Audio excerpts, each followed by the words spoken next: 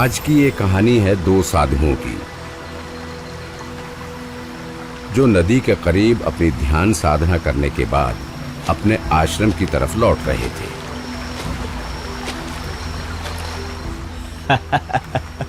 भाई, आज तो सूरज भी हमें सलाम कर रहा है। सच कहा। वैसे भी हमारे जैसे त्यागी को क्या चाहिए, बस शांति। यूं ही बात करते हुए दोनों लोग नदी को पार करने के लिए किनारे पहुंचते हैं। तभी अचानक औरत, बचाओ बचाओ बचाओ, कोई बचाओ। अरे देखो, कोई डूब रहा है। अरे अरे, वो तो एक औरत है। हमें तो औरत को छूना भी वर्जित है। तू भूल गया क्या? भाई, इंसानियत पहले है। धर्म का मतलब संवेदना भी होता है। मैं उसे नहीं डूबने दूंगा। पहला साधु नदी में कूदता है और उस डूबती औरत को बचाता है। फिर अपने कंधे पर उठाकर किनारे लाता है।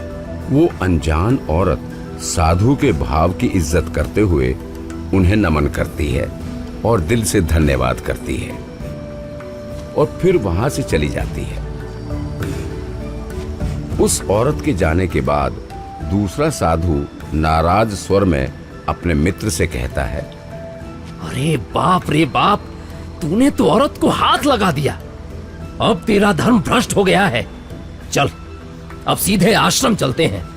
गुरु महाराज को सब बताऊंगा मैं। दोनों साधु आश्रम की तरफ बढ़ते हैं और आश्रम पहुंचने में इन्हें लगभग 6 घंटे का समय लगता है। वहीं आश्रम में उनके गुरु उनका इंतजार कर रहे होते हैं। आओ बच्चों, स्वागत है। कहो, सब कुशल मंगल? गुरुदेव, इसने पाप किया है। पाप? पाप? कैसा पाप? गुरुजी, हम दोनों जब अपनी ध्यान साधना के बाद वापस लौट रहे थे तो नदी पार करते समय एक औरत नदी में डूब रही थी और इसने उसे बचाने के बहाने उसे छू लिया। महात्मा होकर ये ऐसा कैसे कर सकता है? बेटा, क्या तुम सच में नदी में कूदे थे?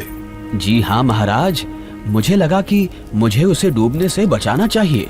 और तुम्हें कितनी देर लगी उस औरत को बचाने में? बस 2 मिनट गुरुजी। और फिर आप लोगों को आश्रम आने में कितना समय लगा? 6 घंटे। इसने तो उस औरत को 2 मिनट में छोड़ दिया था। तू क्यों 6 घंटे से उसे अपने मन में उठाए फिर रहा है? अब सोच, पाप किसने किया? अपने गुरु के इस सवाल पर दूसरे साधु का मुंह शर्म से झुक जाता है। महसूस करता है कि उसका पाप सही में बड़ा है। हम सब अपने जीवन में छोटी छोटी बातों को, दूसरों की गलतियों को अपने भीतर संजो कर रखते हैं और वही बातें हमारे भीतर कड़वाहट और अज्ञानता बनकर जमा हो जाती हैं। तो प्रश्न ये है, हम क्या याद रखना चाहते हैं? तो अगर जीवन के अंत में शांति चाहिए तो अभ्यास उसी का करो जो हमें हमारे अंदर बसी अच्छाई और प्रकाश की ओर ले जाए।